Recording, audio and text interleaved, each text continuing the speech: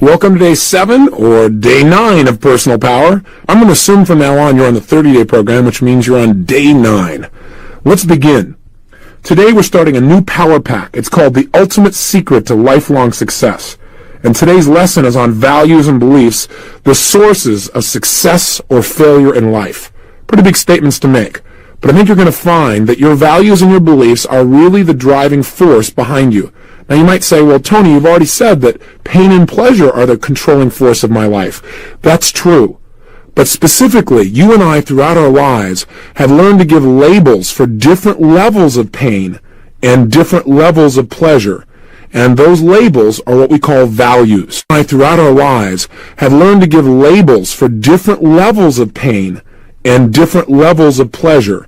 And those labels are what we call values. We call values. Specifically, if I said to you, which would you rather have? Success, adventure, outrageousness, love, comfort, or feelings of security? I asked you to pick one of those. Which would you pick? Let me try it again. Which would you pick? Either success, adventure, outrageousness, love, comfort, or security? If you could only have one of those, which one of those states would you pick? Which one of those states would you pick?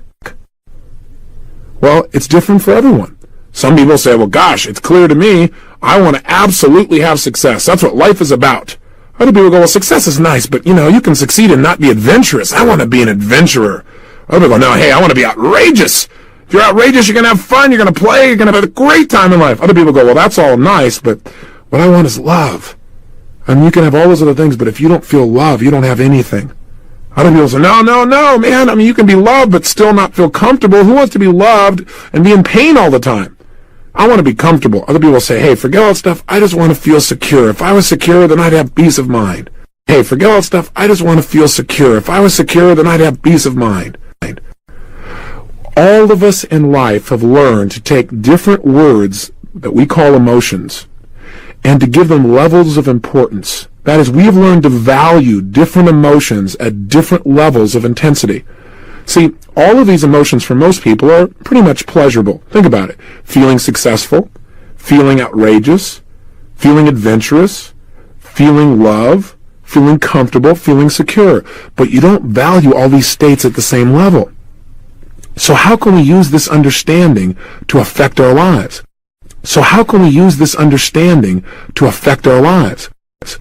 Well, we all have what we call a hierarchy of values that is guiding our everyday focus. In other words, on the last tape, we talked about the fact that at any moment in time, human beings are deleting most of what's going on around them. We're not paying attention to everything.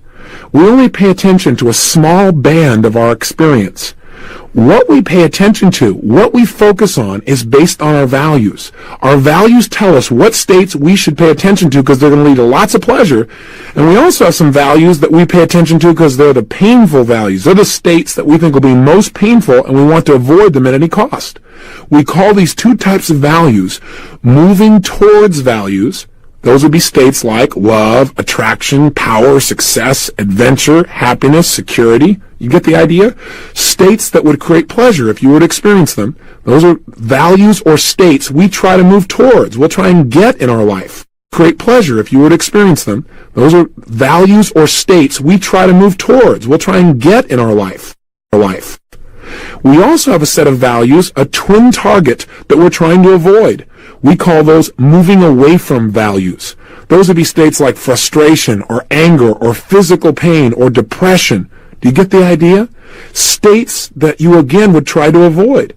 Now, even those states you do not value equally. Let me ask you a question. Which of these states would you avoid most? Which would you do the most to avoid? Frustration, anger, physical pain, humiliation, embarrassment, or depression? Let me go through them again. Which one of these states would you do the most to avoid having to experience? Frustration, the emotion of feeling totally frustrated, anger, feeling totally angry, physical pain, the feelings of humiliation, embarrassment, or the feeling of being depressed. Now again, not only would you pick one of those as the one you'd avoid most, but you would literally put those in an order, or what we call a hierarchy of importance. That is, which ones would you do the most to avoid? A ladder of importance. That is, which ones would you do the most to avoid? A ladder of importance. So try this if you would in your mind. Imagine that here's how your brain works. Your brain is all the time trying to do virtually anything it can to avoid major painful experiences. You'd agree with me on that by now, wouldn't you? And it's trying to do almost anything it can to gain pleasure. So whenever something comes up in life, let's say you've got an opportunity to go skydiving, how does your brain decide whether it's going to do this or not? Well, it does it first by evaluating. That's what it does. Evaluating, valuing the experience. And then what your brain does is say, is this going to lead to pleasure or to pain? Experience.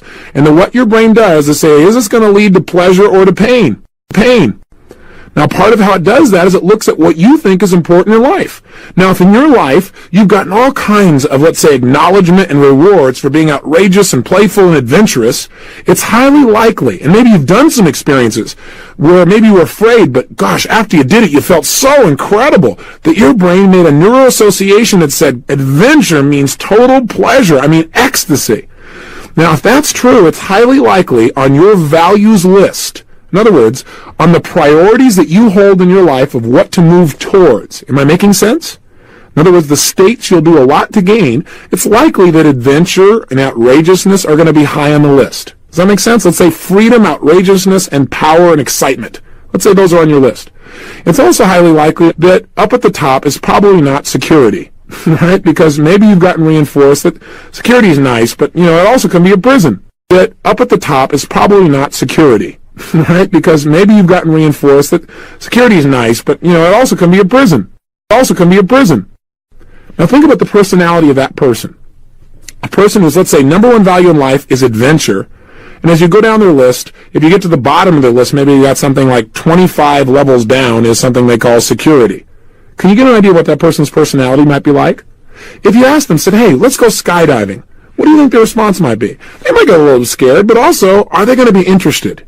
You better believe it, because it appeals to their values. In other words, it appeals to what their brain is linked up will lead to pleasure. It appeals to what their brain is linked up will lead to pleasure. Now, what if, at the same time, you have somebody sitting right next to them who you also invite to go skydiving, but their number one value in life is security? That's number one. And the thing to avoid most in life is the possibility of physical pain or fear. Well, guess what? It's pretty clear that they're not going to go skydiving with you. If they do, it's not going to be based on their desire. It's going to be because they got dragged there. Maybe what they did is somebody threatened them physically. If they didn't go skydiving, they'd hurt them, in which case that seemed more scary than the other process. Skydiving, they'd hurt them, in which case that seemed more scary than the other process. The point is that if you know a person's values, you can pretty well predict overall the basic direction of their life. Does that make sense? If I told you I know somebody whose number one value in life is freedom, and that's the primary focus of their life, does that kind of give you an idea of how they probably approach their life? What also they're sensitized to? They're probably pretty sensitized to losing their freedom, aren't they? They don't want anything to be taken away. How do you think they feel about commitment?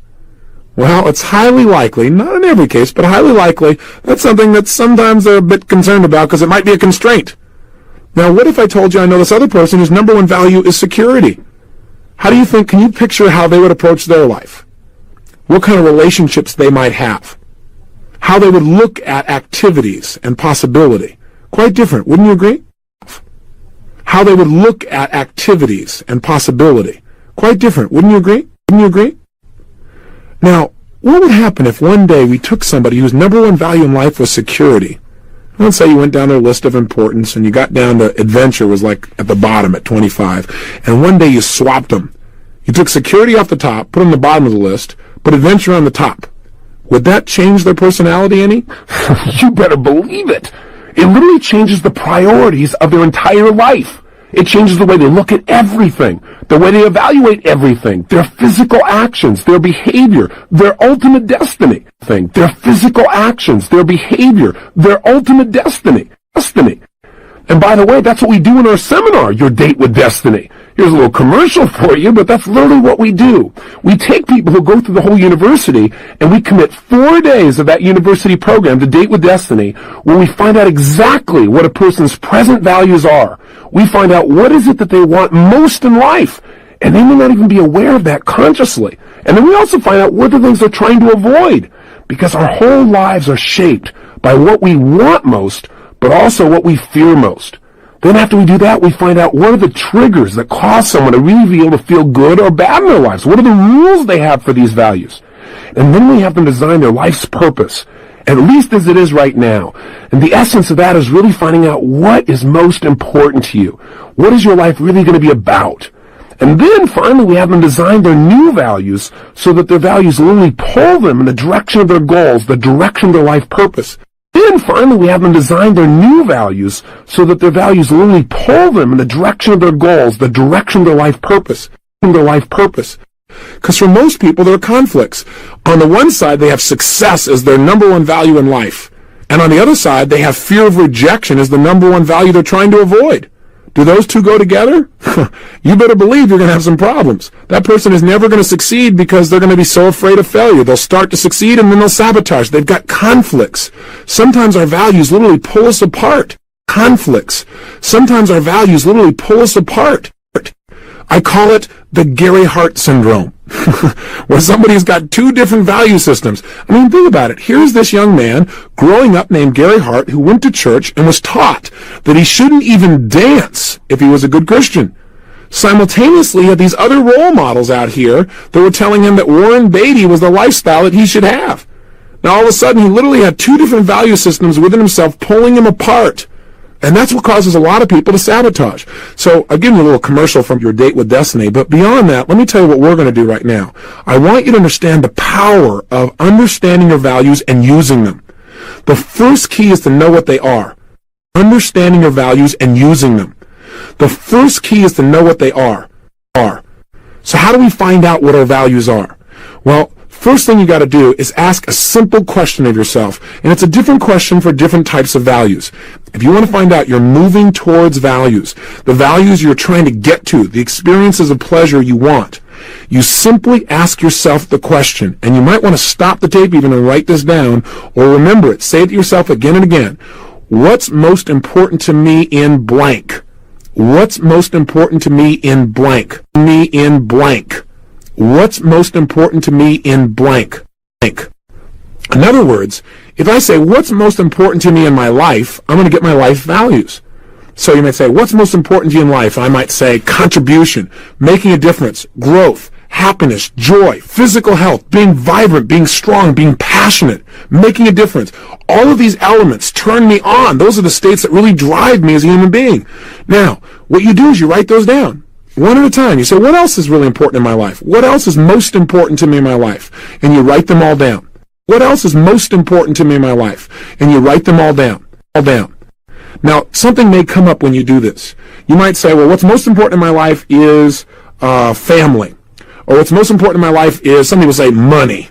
Or what's most important in my life is being successful. Well, being successful is a value. It's a feeling. It's a state. But money and family are what we call means values.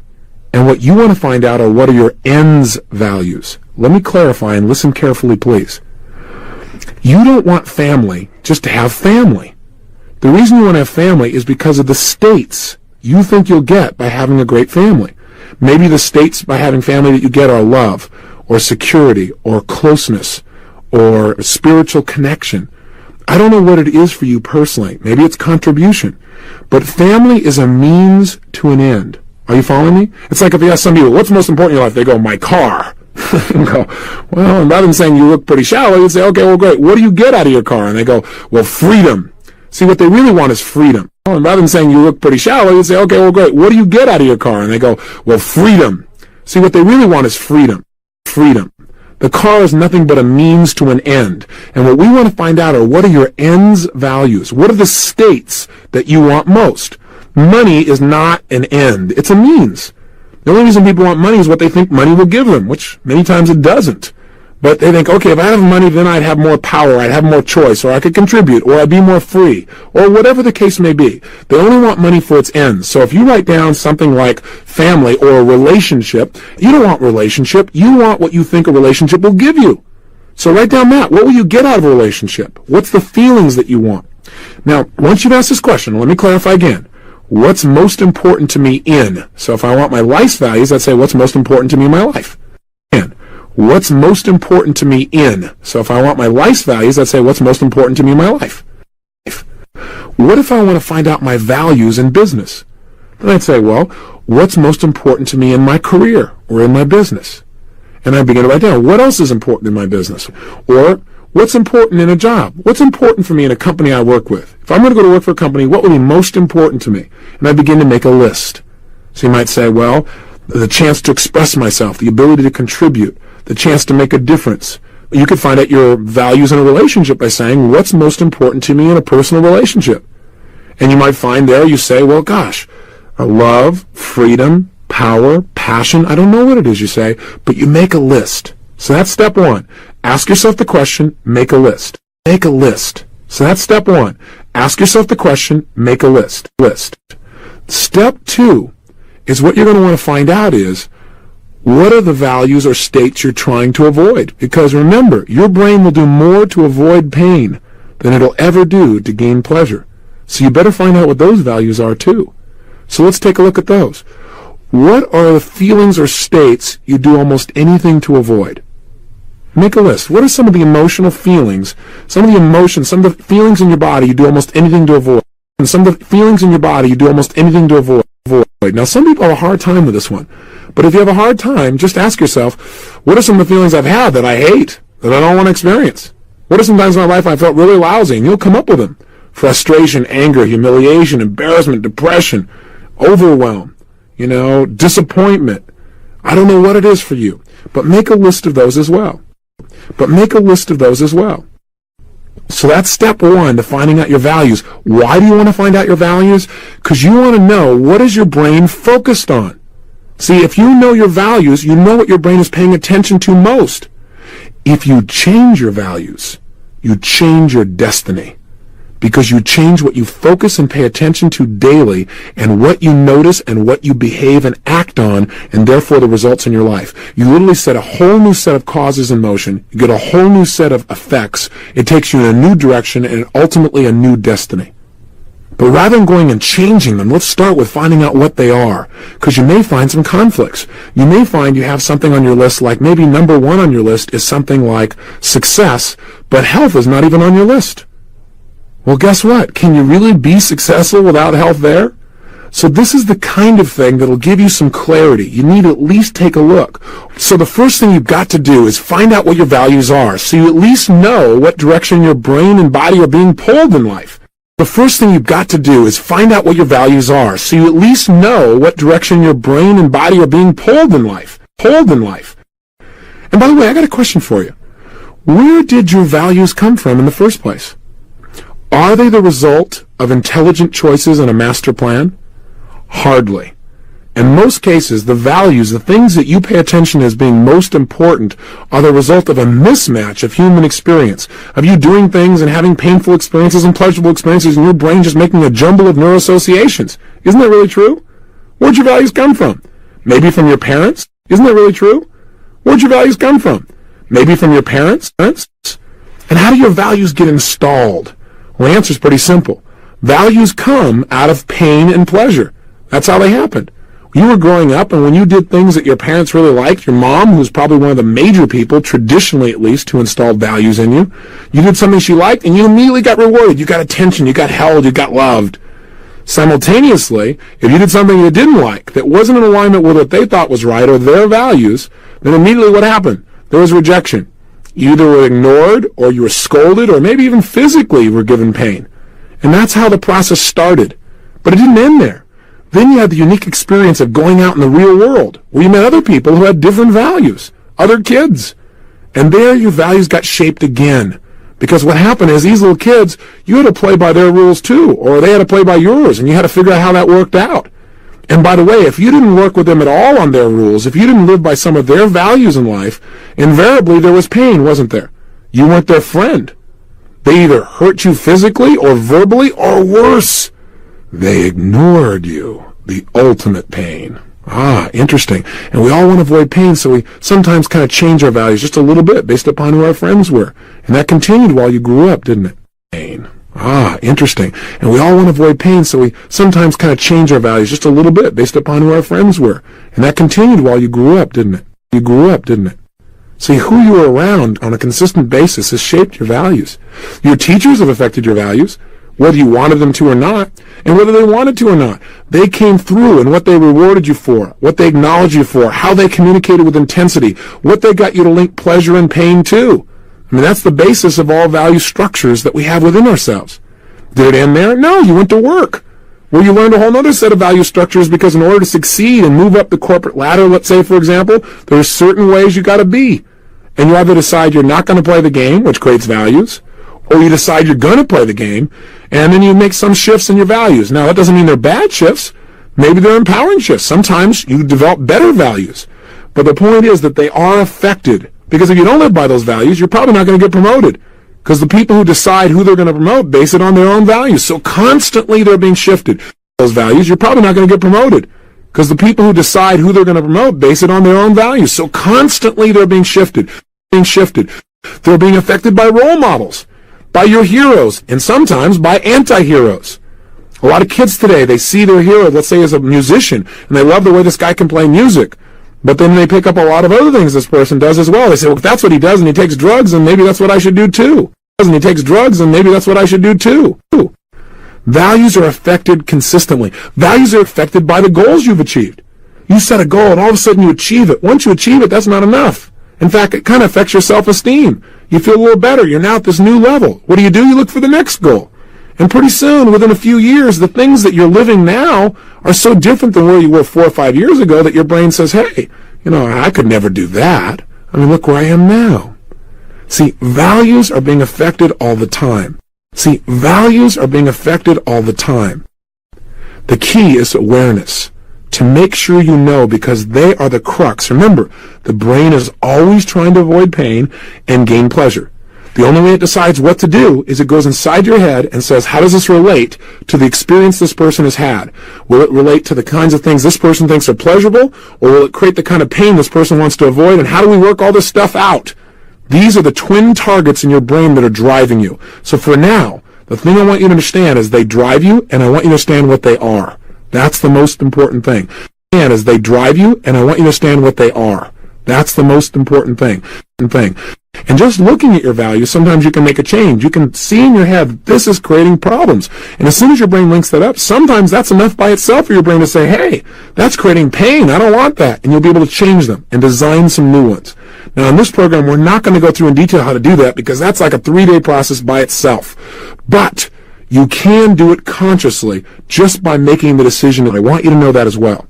Do it consciously just by making the decision, and I want you to know that as well. Let me tell you what I think is even more important, and the real primary purpose of this tape. Once you know what your values are, that's great. Even if you don't change your values at all, there is something you must do to take control of your destiny in your life. And that is, you must understand the power of your beliefs to impact the quality of your life. Your beliefs and values work together to determine how you're going to feel. What do I mean? Work together to determine how you're going to feel. What do I mean? Well, let me ask you a question, for example.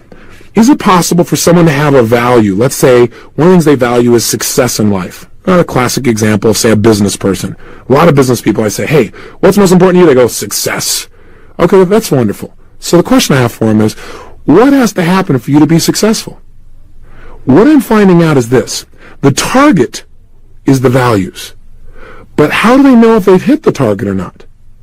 That's based on your beliefs. And your beliefs are generalizations that you've made, rules you've set up for yourself about what has to happen for you to experience a certain result in your life. Am I making sense? What has to happen for you to experience a certain result in your life? Am I making sense? In other words, we have rules. Rules are like what I call if-then. well, if I make enough money, then I'm successful. Or if enough people like me, then I'm successful. Or if I'm happy, then I'm successful. Or if I grow and learn, then I'm successful. People have these rules within themselves. Or if you respect me, then you never raise your voice to me. Or if you like me, then you'll kiss me. People have all kinds of interesting rules. But you know what's interesting? All of us in the world have different rules. We may even have the same values, but have different rules about what has to happen for those things to be met. We may even have the same values, but have different rules about what has to happen for those things to be met. Let me give you a classic example. I was doing a seminar once, a Date with Destiny seminar, and we had a group of people there who were all from the same organization. And the CEO of this company, a Fortune 500 executive, incredibly powerful, successful man by virtually everybody's standards. My standards, by the way, are incredible family life. So close to his children and his wife, incredible. A real leader and role model of possibility. A communicator who could really articulate what made a difference in his life and really had a powerful and positive impact on the people around him. Extremely successful in business, extremely successful financially. And I turned to this gentleman and I said, "Are you successful?" Because that was real high on his list. It was like number one, if I remember correctly. And he turned to me and said, "No." Now here's the most important value for him of pleasure. It's the state he wants most, and yet he doesn't feel like he has it. I said, "Well, how come? Why do you say that? Why aren't you successful?" You know what he said to me? He told me his belief. He said, "Well, in order to be successful, if you're successful, then," and he went through this long list. He said, "then you've got to make this much money," and I think it was like $3.5 million or $4.5 million a year, and he was only earning $2 million a year at the time. Only. It was, you have to always be up and never feel down or disappointed. How's that for setting yourself up for failure? It was, you have to be totally physically fit, which for him meant not just being at your ideal weight, but having a body fat ratio, I forget what it was, something like 14% or 13 or 12%. And of course, he was about 4 points above that. You know? And you have to, I've forgotten all the lists. I mean, it was unbelievable. This man's rules about what has to happen to succeed, his beliefs, were keeping him from experiencing the level of joy and pleasure that he deserves to have. Now, do you ever do this to yourself? You better believe you do. But you got to find out where it is so you can make some changes. That's the purpose of today's tape. About what has to happen to succeed. His beliefs were keeping him from experiencing the level of joy and pleasure that he deserves to have. Now, do you ever do this to yourself? You better believe you do. But you got to find out where it is so you can make some changes. That's the purpose of today's tape.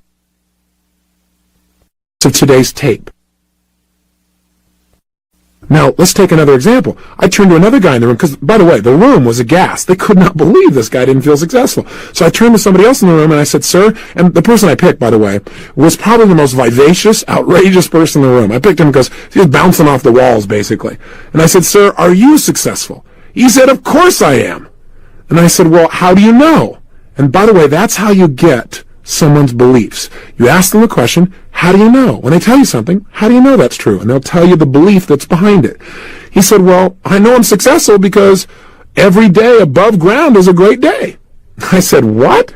He said, "Well, look, if I believe that every day above ground is a great day, that's my basic belief about life. And so if I look down and I'm above ground, then it's a great day. If it's a great day, then I'm successful." That's logical, isn't it? He's like bouncing off the walls. See, his rules for success, his beliefs, what is required for him to feel successful, are very easy to meet. Now you might say, "Well, that's really stupid. He'll never succeed." He's a very successful person. His beliefs, what is required for him to feel successful, are very easy to meet. Now you might say, "Well, that's really stupid. He'll never succeed." He's a very successful person. Listen, a lot of people think that, gosh, if I feel successful, I'll lose my motivation. No, if you feel too comfortable, you lose your motivation.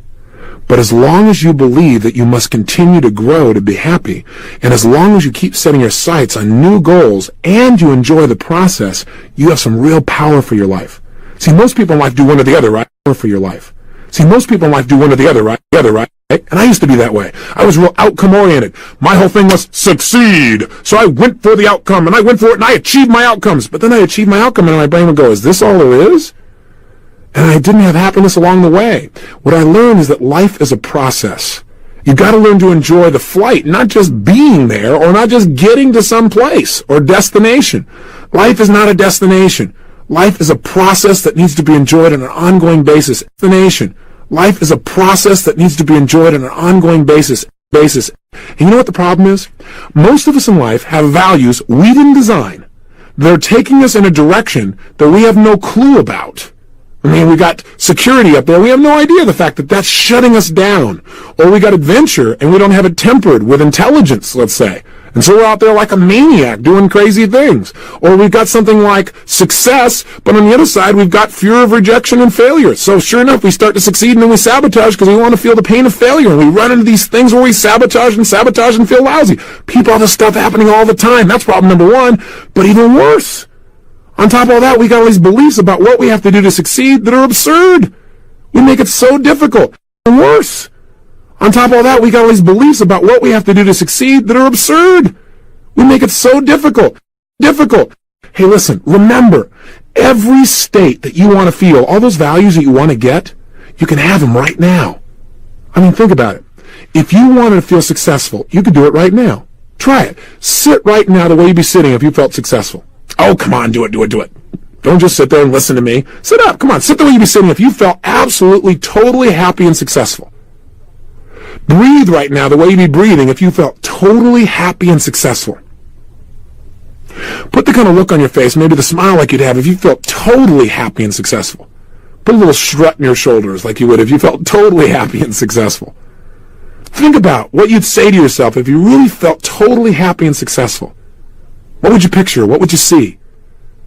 And you know what? If you work at this, can you feel successful right now? You better believe you can. And you know what? If you work at this, can you feel successful right now? You better believe you can. Remember, all the emotions that you could ever have are nothing but physiological storms in your brain. Put your body in the right place, focus on things the right way, you feel them now. You don't have to do anything to feel those things. But here's the problem. In life, most people have set it up so it's almost impossible to win the game of life. They've set up the rules of this game so it's so tough to win that they wonder why they're disappointed or frustrated or angry all the time. It's because they've got lousy beliefs and they've got values somebody else created. Where'd your beliefs come from? You didn't create them. You learned them from your environment and the people around you. See, what my whole life is about now, my primary focus in our Destiny Technologies, is getting people to design values and beliefs that automatically make it easy to feel alive and win every single day, no matter what happens. Because we can't always control our environment. Hey, you can't always control the wind, but you can control your sails. And so what I've learned to do is set up values and beliefs that empower me. And every day I'm making more distinctions with myself as well as the people that I share with in seminars. So what I've learned to do is set up values and beliefs that empower me. And every day I'm making more distinctions with myself as well as the people that I share with in seminars. So I want you to take a really good look. What are your core beliefs? Now, I'll tell you, there are two types of beliefs, and we'll wrap this up and get you doing an assignment. Belief number one are what I call global beliefs. Global beliefs are giant generalizations you've made about life or people or things. In fact, global beliefs are usually languaged in the form of life is. Or I'll give you the words, or is, am, are. That's the way I look at global beliefs. So life is, people are, I am. Does that give you an idea of the kind of beliefs I'm talking about? People are, I am. Does that give you an idea of the kind of beliefs I'm talking about? So what are some of the beliefs you have about who you are? And do they govern how much of your ability or skill you really use? How much of your personal power you tap into? What if you've got a belief that says, well, I'm not very intelligent anyway, or I'm not very skilled, or I don't have enough education, or I don't have enough ability? Do those beliefs affect the quality of your life and the success that you have or don't have? Do they affect what you're willing to try or not try in your life? You better believe they do. To try or not try in your life? You better believe they do. Hey, I told you where I was years ago. I wasn't exactly a picture of success. Virtually every area of my life I was unhappy with.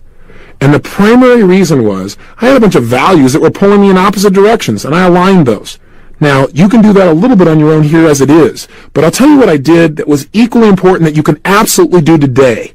And that is, I changed some of my core beliefs. I had global beliefs like, well, I'm not really smart enough, or I'm too young. Now think about that. I don't have the education, And by having those kinds of beliefs, it kept me from giving 1,000%. I thought, how can I share this with other people? How can I go teach these psychiatrists when I don't have a PhD? I mean, they're not going to listen to me. Besides that, I'm too young. Besides that, I don't have enough money. I had all these beliefs, one after another, that kept me from doing things. I'm not quite smart enough anyway. With those kinds of beliefs, I literally shut down my ability. Hey, remember, whether you believe something is true or whether you believe it's not, you're right. Your beliefs are literally the floodgate that opens up your power and possibility. Limiting beliefs shut you down and immediately chain you to limitation. Right. Your beliefs are literally the floodgate that opens up your power and possibility. Limiting beliefs shut you down and immediately chain you to limitation. If you want the key, all you have to do is adopt a new belief, and you can do it literally in a moment or two. Because you know what? You have conflicting beliefs in you already. You've been taught things like, look before you leap. But you also believe, he who hesitates is lost. Isn't that interesting? So which one do you pick? See, most people think of beliefs as being like permanent things. They are not permanent. And in tomorrow's session, we're going to show you exactly how to change virtually any limiting belief.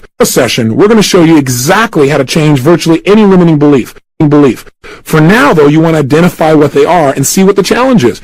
Do you have some beliefs about, let's say, other people? People are honest, people are dishonest. People take advantage, people are givers.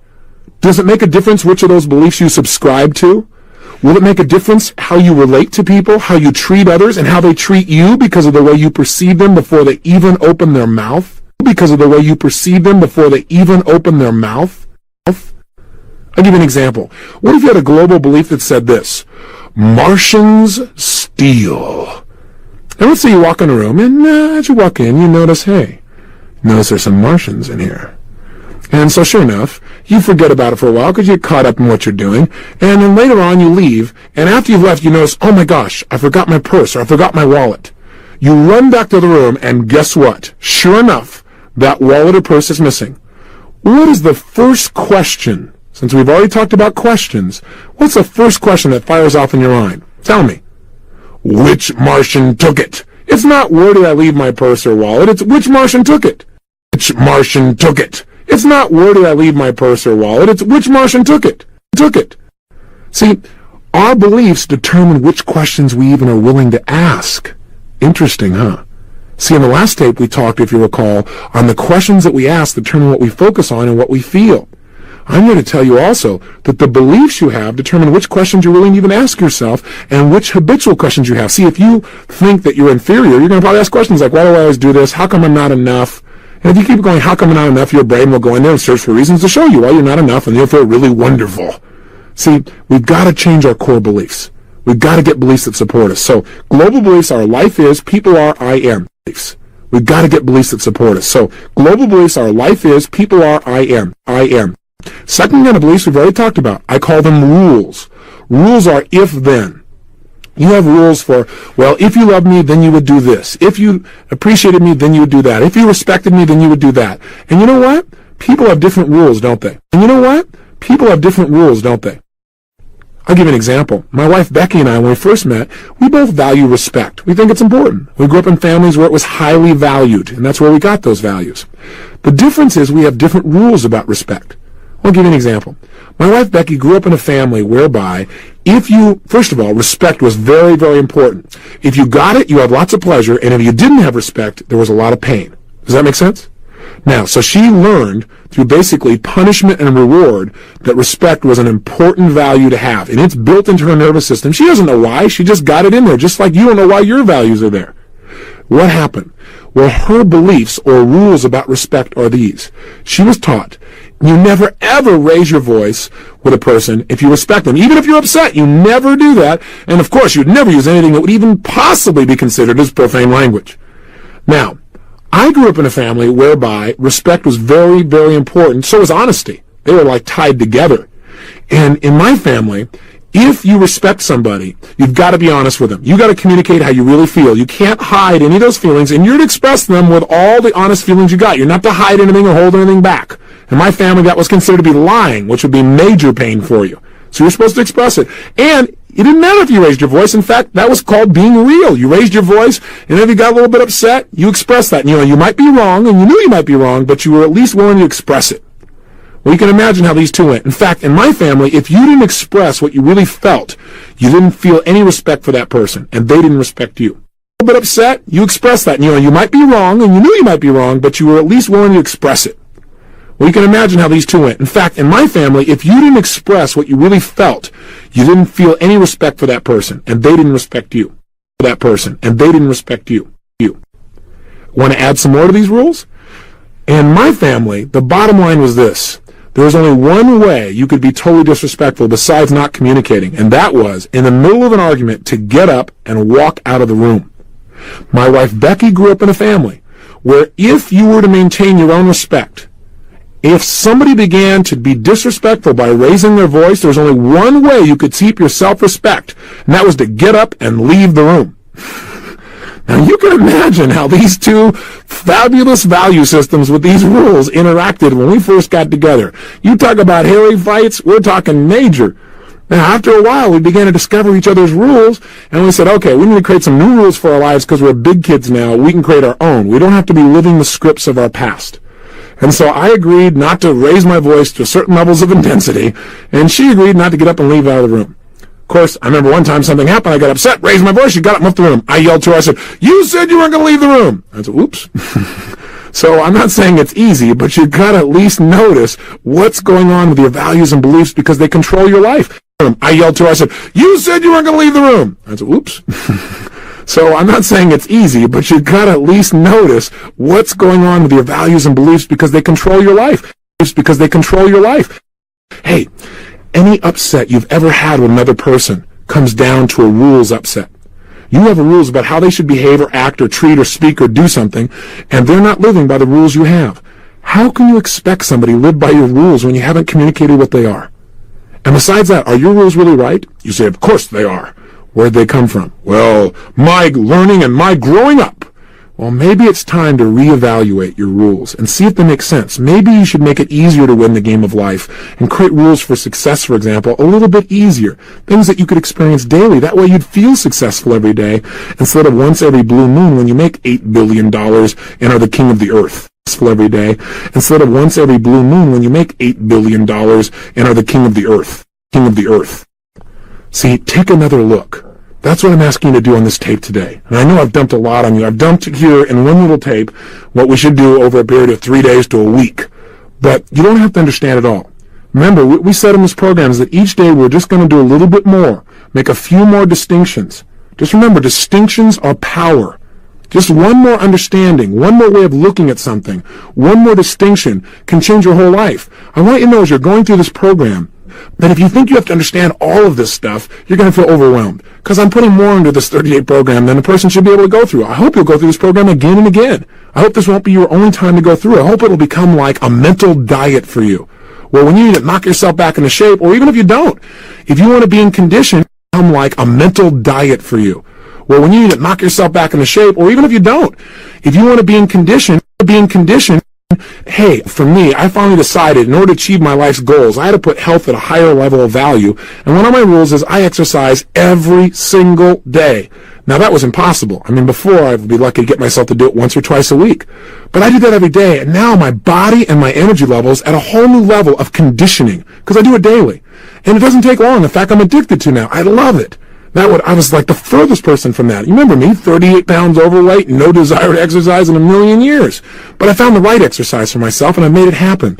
I would exercise in a million years. But I found the right exercise for myself, and I made it happen. I also every day condition myself mentally and emotionally. I do what I call success conditioning. And this tape program offers you that same possibility. So make sure you set yourself up to succeed, because some people evaluate, God, is this program working for me? Has my whole life changed already? We're at day 8, has it changed? That may not be the best question to ask, and that may not be the best evaluation. Maybe if you've made any new understandings, that you're able to use it all, or if each day you just make one more distinction, then you've learned one more thing, and you get a chance to use one more thing, then I'd say you've succeeded. Then you've learned one more thing, and you get a chance to use one more thing, then I'd say you've succeeded. See, for me, success, my beliefs about success are, if I learn something from the situation, I've succeeded. See, I used to be afraid of failure, because, God, that was ultimately painful. I now see it as impossible for me to fail. Why?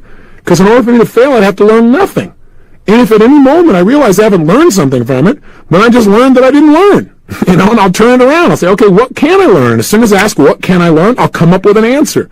So set yourself up so that you can win this game of life. Be good to yourself. That you can win this game of life. Be good to yourself. So here's your assignment. Assignment number 1. I want you to take out your success journal, and I want you to write down the answer to the question, what's most important to me in my life? And make sure you write down ends values, not means values. Remember, not money and cars. What would money and cars and family and friends and relationships give you? So then you write down the states, love, passion, happiness, security, whatever it is for you. States, love, passion, happiness, security, whatever it is for you.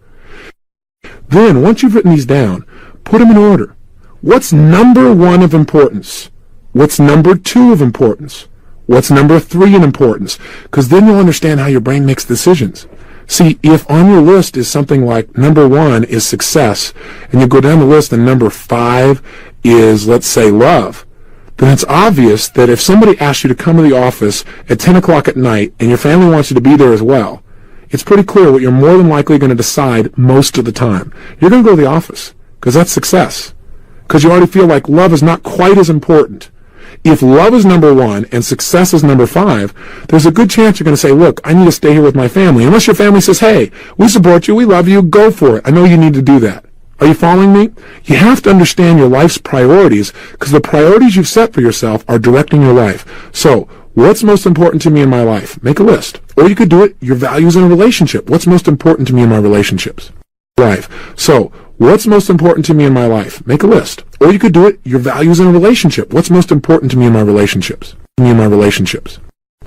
Then, go for the moving away from values. What are the emotions I'd like to do almost anything to avoid? Put them in order and ask yourself with each one, which one would I do the most to avoid? What's the one I do the next most to avoid? So you can see what pain your brain is always evaluating. If I do that, will it mean that? Well, then I won't do it. So you need to know what the targets are that are driving your life. What is the carrot in front of you, and what are the sticks behind you that are driving your behavior? Carrot in front of you, and what are the sticks behind you that are driving your behavior? And then ask yourself, under each one of these values, what has to happen for me to feel whatever it is? So again, if the number 1 value is success, what do I have to have happen in order for me to feel successful? Real good question to ask. Or if it's love, what has to happen for me to be willing to feel loved? What has to happen for me to feel like I really have that level of love in my life? And find out what your rules are. You might find that in order for you to feel loved, people have to tell you they love you every single day, and they have to touch you and kiss you and do 19 billion things. Maybe at that time you say, look, I am loved. How do I know I'm loved? Because I'm alive. Or how do I know I'm loved? Because I'm a loving person. So therefore I'm loved. Wouldn't that be a better belief? See, the gentleman who set it up that every day above ground's a great day, and if I'm above ground, I'm successful. He set himself up to feel successful. Every day is above ground, which means every day he's alive. Not a bad strategy. See, you want to set it up for yourself so you can win too. Create a game that works. He's alive. Not a bad strategy.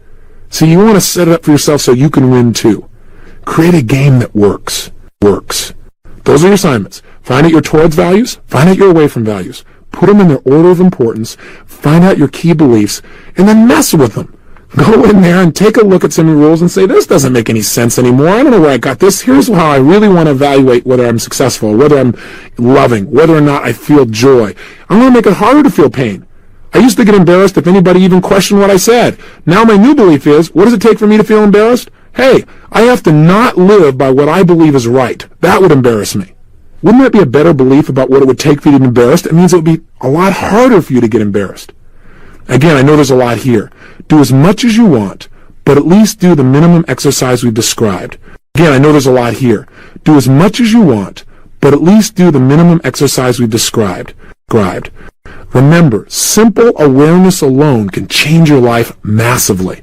When you come back tomorrow, we're going to show you how to change these core beliefs. Once you've decided on some new ones, how to change the beliefs that are limiting you and install some beliefs that absolutely support you with a brand new technology.